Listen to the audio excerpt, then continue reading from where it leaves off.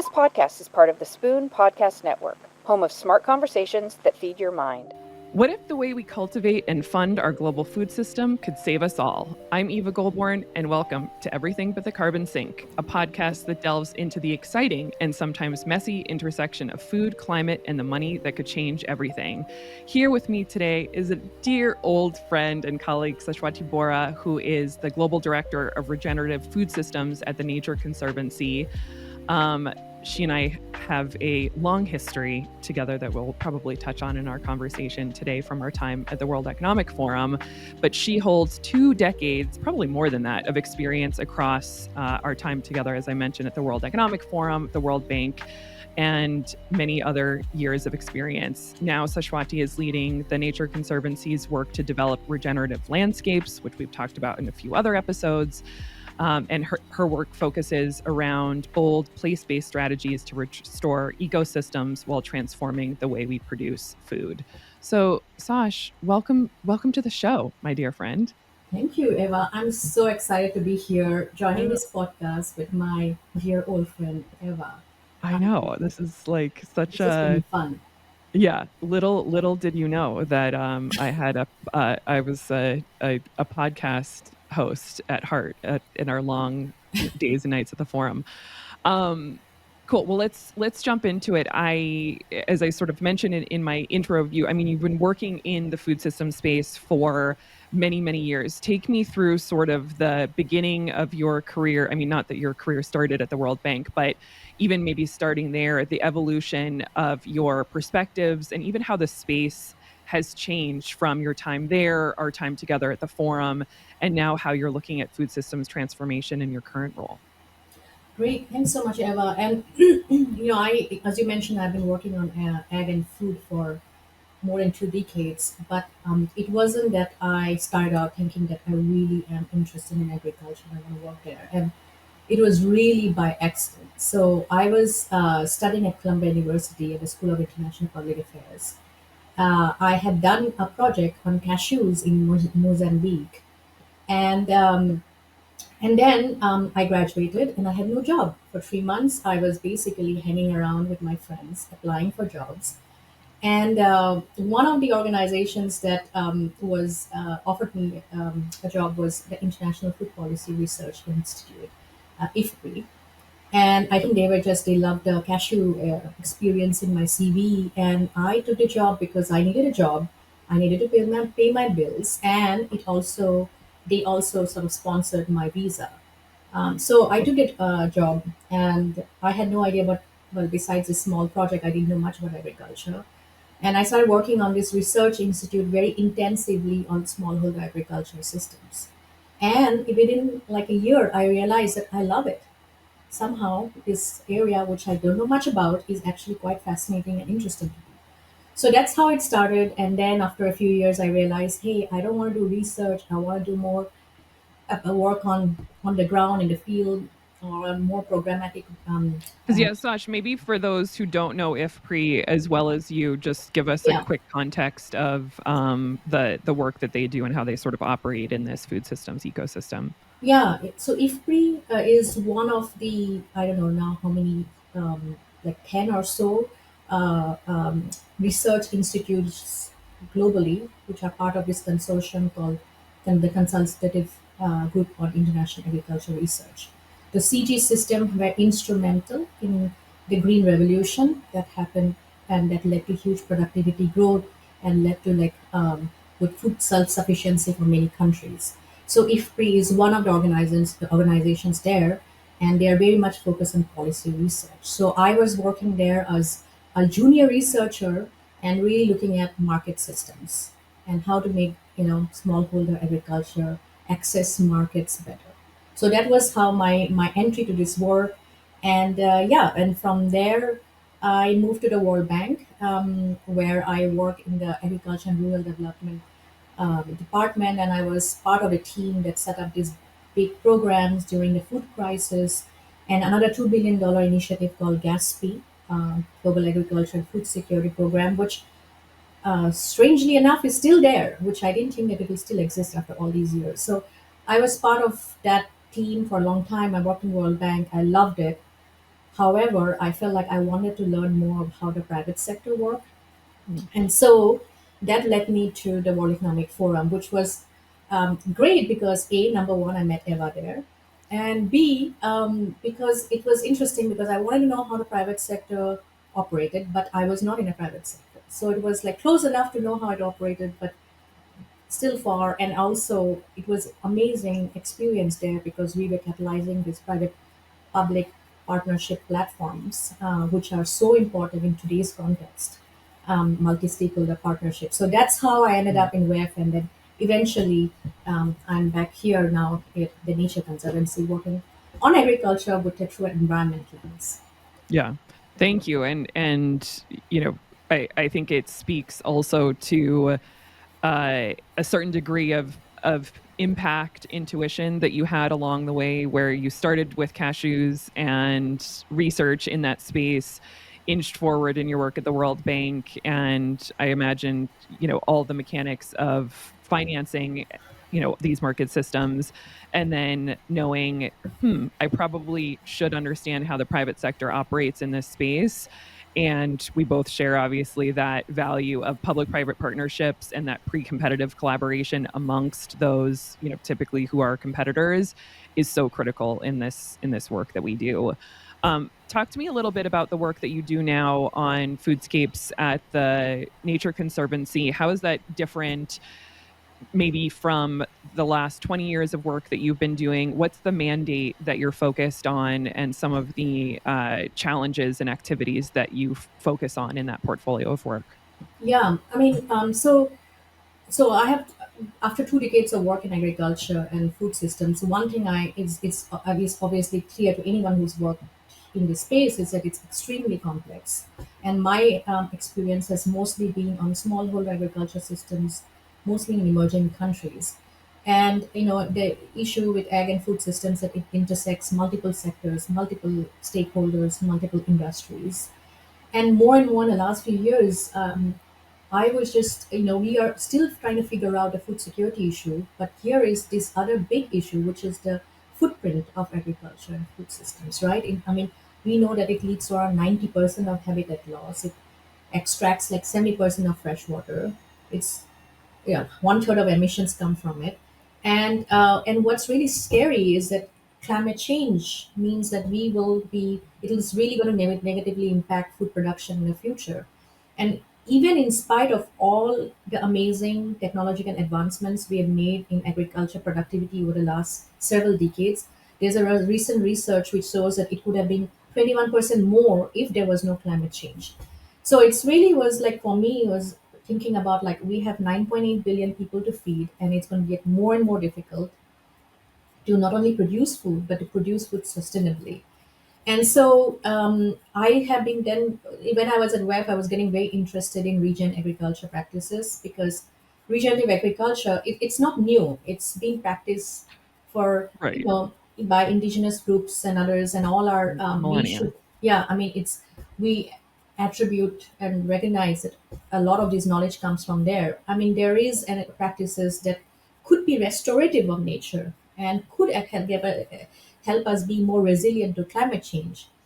But we have created this industrial agriculture systems which is not suitable to do that. So I think in some ways, the opportunity at nature, the TNC was to really work in this phase to see how can we feed the world sustainably, and how agriculture and food system, which is like considered a problem, can actually be a solution for us to really think about how we feed folks sustainably, but also are looking at like biodiversity and climate and nature outcomes. So that is the reason why I joined the Nature Conservancy, and I joined at a really amazing, interesting, exciting times, and at the organization where there was a massive interest in pursuing this further. Um, we had just come up with this amazing science report on foodscapes, and I was brought in to like now develop the strategy, and how we sort of like really implement this on the ground. So it has been a little bit more than 3 years of learning, adapting, and basically mostly learning. to develop a strategy to see how we can really work with our partners on the ground while also be able to shape the agenda globally in this work. That's great. And tell me a little bit more. What are some of the pillars of the strategy that you've defined, some of those key activities, and some of the key stakeholders that you are working with on this? Yeah.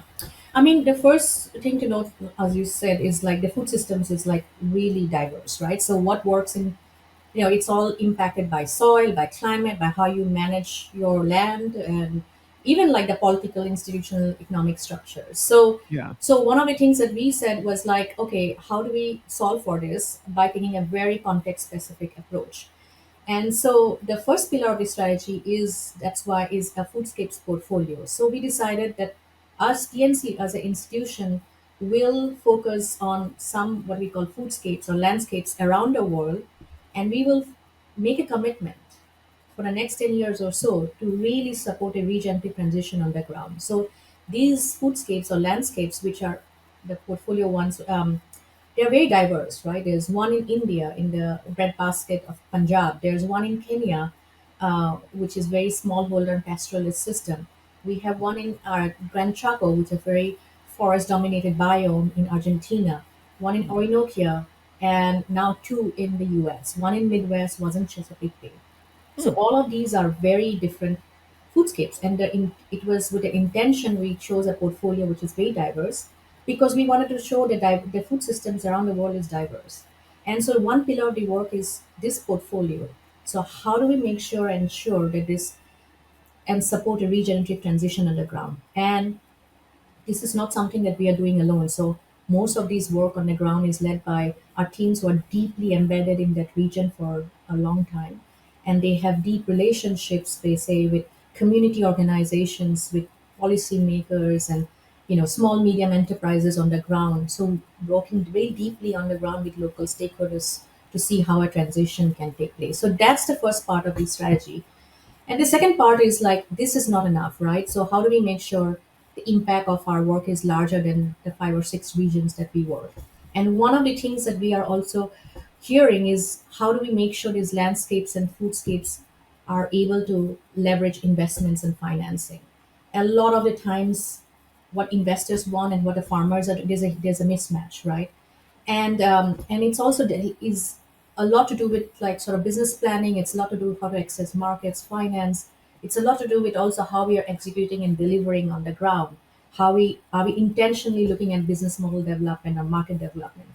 And so the new area of work we are developing is a sort of a regenerative food facility, and this facility will be structured to just provide technical assistance to get these landscapes, whether it's like TNC Foodscapes or external partners who are doing landscape initiatives, to get them at a stage where they are able to leverage investments and financing for long-term regenerative transition. So that's the second pillar of our work. And And the just a last, question on that too, Sash. The technical assistance that you provide through that facility, what might that look like? yeah, I mean we just starting out on it, and we did a whole design process, and we spoke to a lot of stakeholders. One thing that we heard is like this is very much needed, and the 4 products that we thought about is the land. First was landscape business planning. So there's a lot of landscape work happens, but it's not coordinated, not aligned, and not looking at like it can get very complex. And so the complexity can sometimes lead to, and I say it with our own experience, can lead to a paralysis of action. So Hmm. this landscape business planning is providing with the tools and frameworks for us to figure out what is the most important or phased approach we need to do to support like the sort of the transition work. The other products are access to markets and access to finance is a third one. And the fourth one is access to agronomic and technical support. So these are all kind of interlinked. One can't happen without the other. But these 5 facilities like to support, so our hope is that we will come and we are not there. We are coming and helping teams on the ground, whether TNC or external partners or organizations on the ground doing landscapes, bringing our science and market expertise to help support folks with these 4 products. That's great. And you said there was a third pillow Oh, the pillar. third pillar is a more of like enabling environment. Like we can do our portfolio, we can do our delivery and scalable mechanism, but the enabling environment has to support it. So it's mostly about like a lot to do with, say, are we bringing in newest and best science to help us, so we are doing this work on natural capital, trying to see how farmers can be sort of compensated for not just outputs but also for the natural capital. We are doing this work in policy, like trying to see, we do a lot of work on sort of all the tree conventions, really trying to influence and see how we, like, regenerative agriculture can be part of the commitments made by countries in their NDCs or NBSAPs, or all that, those mechanisms. We are also working with corporates and others to see the corporate commitments, and others, like helping corporates come up with the best standards and frameworks to support their corporate commitments on region ag. So bringing our science expertise. One thing really a lot of people don't know about TNC is that we are around 6,000 or so folks. 1,000 of these are scientists. So we are a very Wow. science-based Yeah. organization. So it is kind of intimidating, but it also is very fun. So yeah, so that's what we are bringing to the table. So to really see, like, if the enabling environment, the policies and corporates and everything is not there, then we can keep on doing this, but it won't lead to a large scale like transformation of the system. Yeah. That's helpful to sort of see some of that framing in your thinking.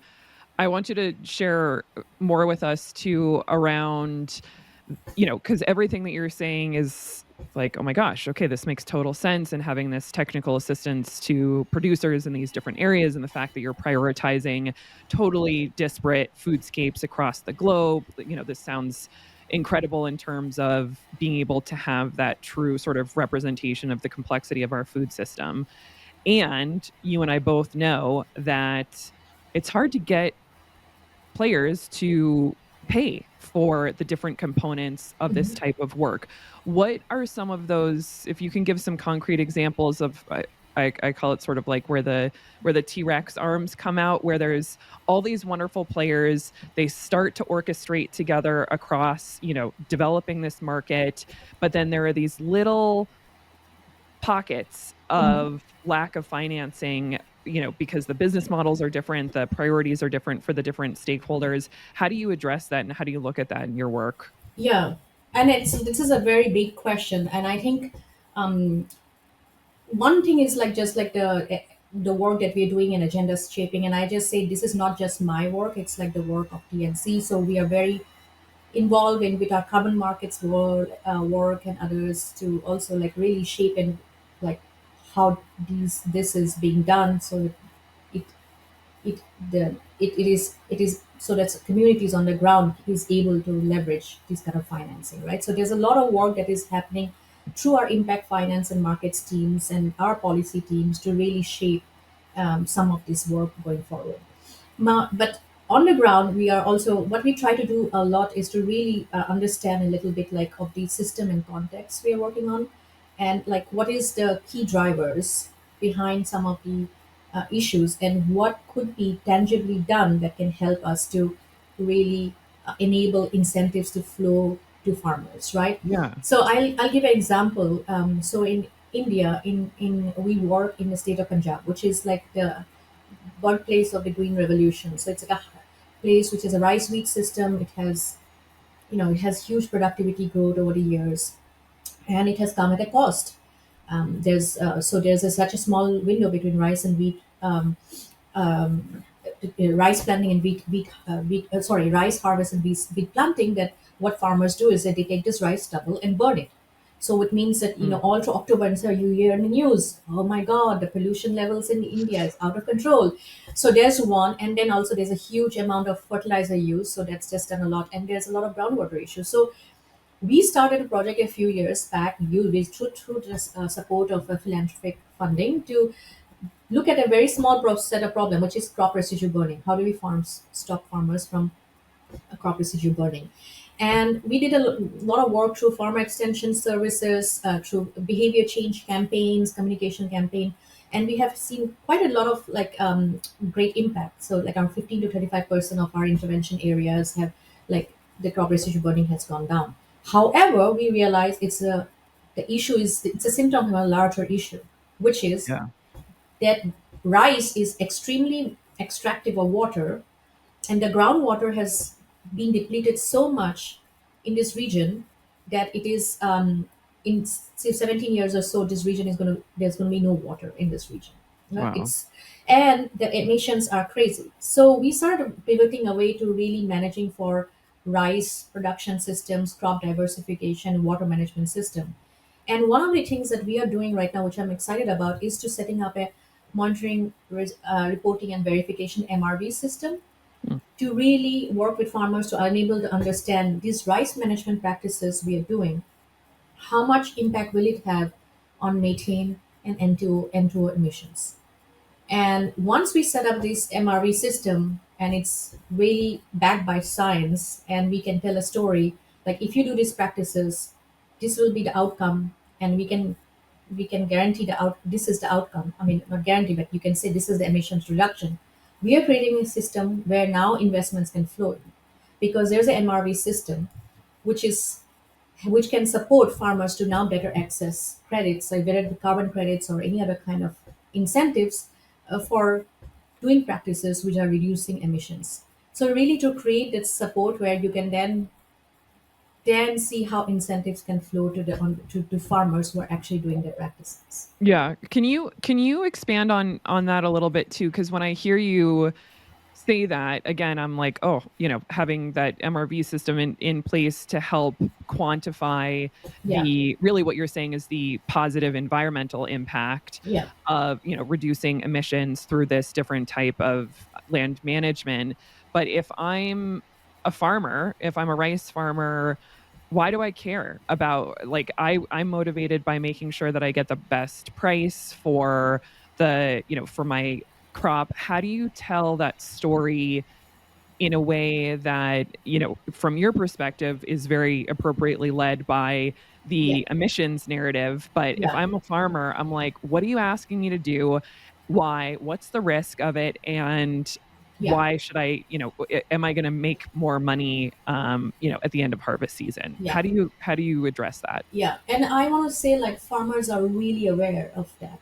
They are at least the farmers we see in Punjab. There's a health and respiratory asthma issues with all the kids. It's a like they know the health impact of what the emissions and the burning is doing, right? Uh, Farmers all over the world are worried about soil health because they know some of these practices are not good for the long-term functionality of the soil. They want to leave their farms to their kids and grandkids, right? So they want to make sure they're able to do those. They want to do some of the progressive one are already doing it, and they're taking the risk, and they want to do it because they are worried about the long-term productivity of the soil, the functionality of the soil.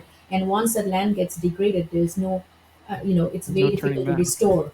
Yeah. But the issue is the farmers. There's issues is because the knowledge is not there, like what works, and then the knowledge is so context specific, like what works in what system and what can they do, right? Someone to handhold them through those practices. B, they don't. It's a risk.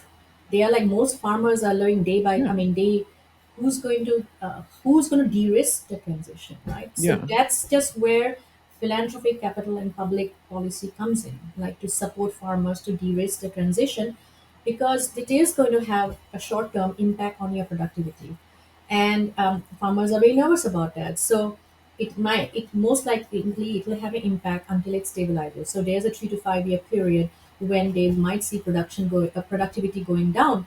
However, their income may not still be impacted because they're going to be using less inputs and others. So it's really case by case.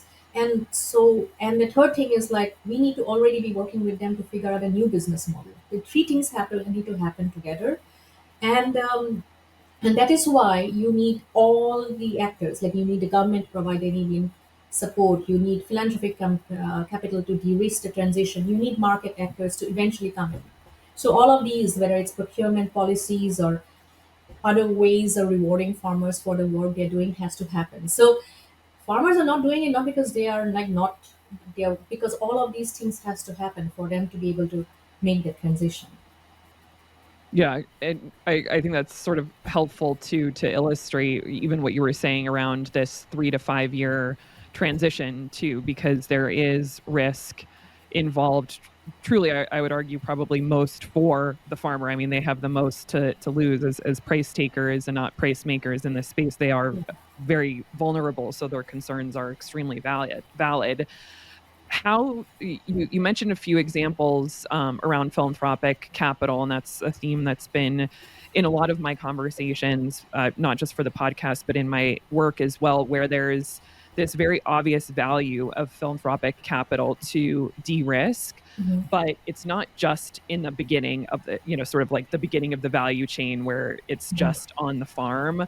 Where are some of those specific areas where you think that philanthropic dollars and interventions are most ripe in this work, and who are some of the major philanthropic players that you're working with, Yeah. or who that you feel are really leading in this space? Yeah, and I just to take a step back, I think one of the things that you criticism you hear is like, oh, a lot of these work is not scalable, Right. and Yeah. that is one of the reasons that we have decided to take the foodscape or landscape approach, because if it's kind of difficult to scale when you're working farm to farm or supply chain by supply chain. So when you take a watershed or a landscape, so you can really have a unit of organizing where you are working in intervention areas, where you are working in a landscape where you can like really create the link between like upstream and downstream interventions. Yeah. And we are seeing at least from TNC's conservation work, not in food and ag, but otherwise, that it is we have been very innovative in unlocking financing for landscape initiatives. And so we want to use that learning to support our work here. And the second thing I want to mention is that we decided that's why the landscape is like a scale which is kind of scalable, manageable, also replicable. Like if we can Yeah. manage to sort it here, maybe we can transfer. However, it is also it is also very complex. And one thing I want to mention is that this transition is going to take time. It's not a quick fix. It will take 10 years, 20 years, at least 10 years, 20 years to transition a landscape. And that is where we need a philanthropic capital, long term, medium to long term philanthropic capital to support a transition. And the one challenge is that to have that like stable philanthropic capital to go with us in this journey. So that's just one thing that is really important to emphasize. Yeah. And and and then the private investments is you see all these interest right now, right? Like there's like corporate commitments and like financial institutions, everyone we talk to, a lot of them, and they are all interested in the region ag. However, this space is still fragmented, and the investments are not happening because they feel that this is still a very high risk area. So Yeah, how do they're we still like on the edge of the pool and they need to jump in. yeah, and so this is also like for us as a is this like how do we de-risk it, how do we this de-risk this, how do we develop market models and business models, and that can be scalable, and how does philanthropic capital help us to do that? So that's what we want to do. And it's also a fault, I would say, for all of us, like the ones who work on the ground, because a lot of times we come up with these projects and things, and and we keep on hearing from investors that it's not investable yet.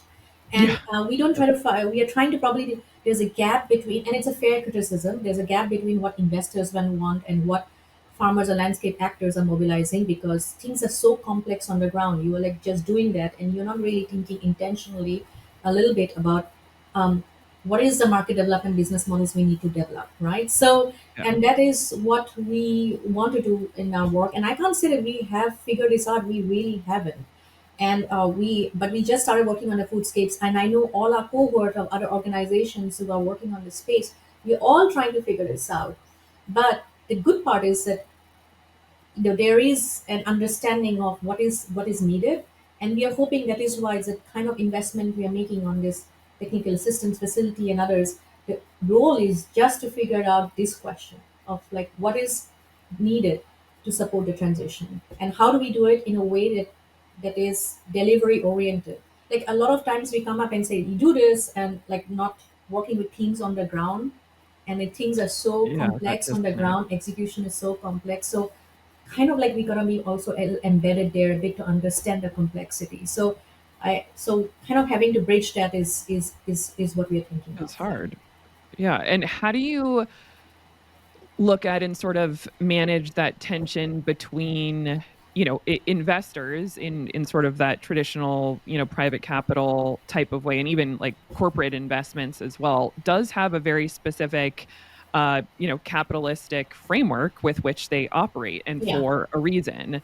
And on the other side, we're working with harvest seasons and soil degradation and water crises, which do not fit neatly into that spreadsheet model that Yeah. these traditional investors want. Yet at the same time, I've noticed in my work that there's also this perception of philanthropy on the other side that's like this purely for social good, overly benevolent, sort of like give dollars, with no questions asked. Mm. But there are personalities and sort of considerations in the philanthropic world, just as there are for the Yeah. private capital world. How do you sort of ease that tension or deal with that tension between, they're all financial players, but they're all completely motivated in different ways and have different sort of styles of giving and styles of investing, that adds a whole other level of complexity when we're talking about Yeah. investing in Yeah. food.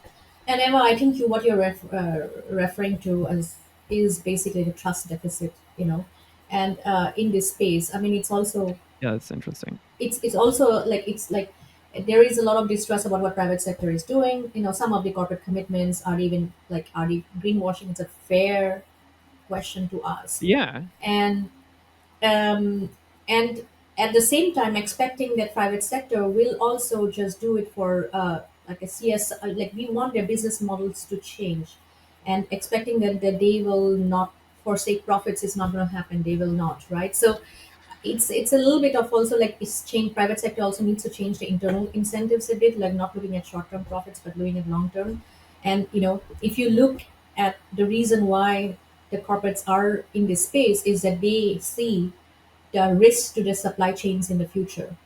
If they don't invest in this on nature and climate adaptation and resilience, and they don't change the way the supply chains are being extractive of They natural won't have a resources, business. they won't have a business in the future. So that's there.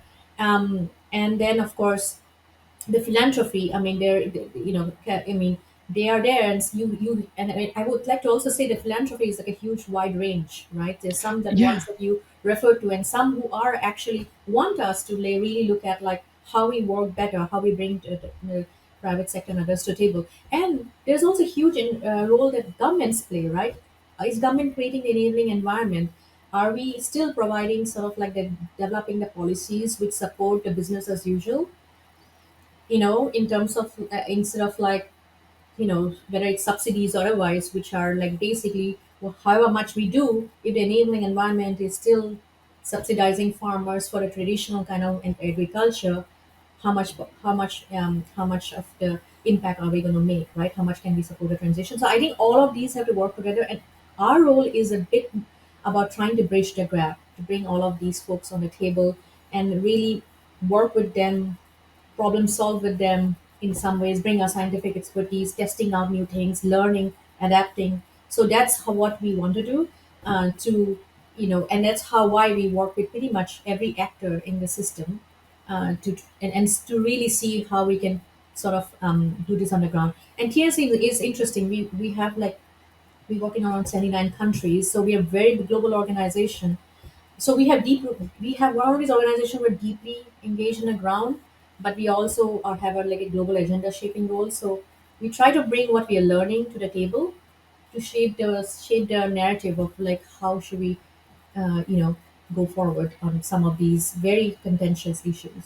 Yeah, and contentious definitely is a good maybe word for this as well.